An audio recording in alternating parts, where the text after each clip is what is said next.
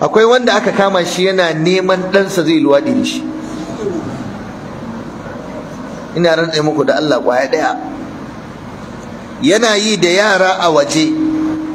Ana kawo labarin babanku fa gaskiya bai kama kansa ba, gaskiya wani fa muna ganin mutuncin ubanku, ya kamata fa ku yi masa wa'azi, ku yi mai nasiha.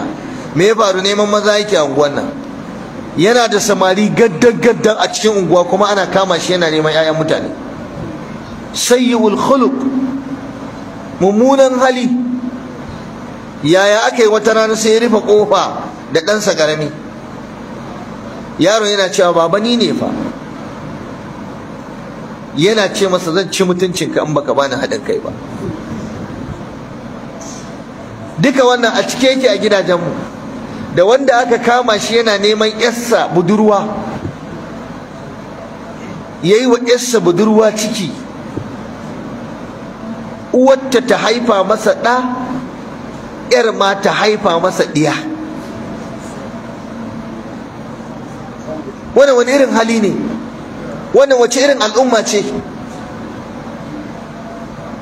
A cikin al'umman nan an samu wanda ya nemi uwar matarsa.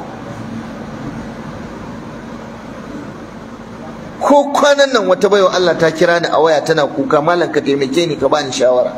Me ya faru? Na kama mijina da uwata.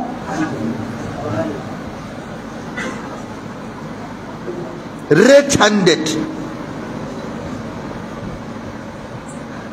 Ta zo mata wankan jego, ya tsallaka ya je. Na kasa gane malam, laifin waye? Laifin mijin ne ko laifin uwar? Ta ce malam na rasa inda zan sa kaina, mijina zan zarga ko uwata zan zarga?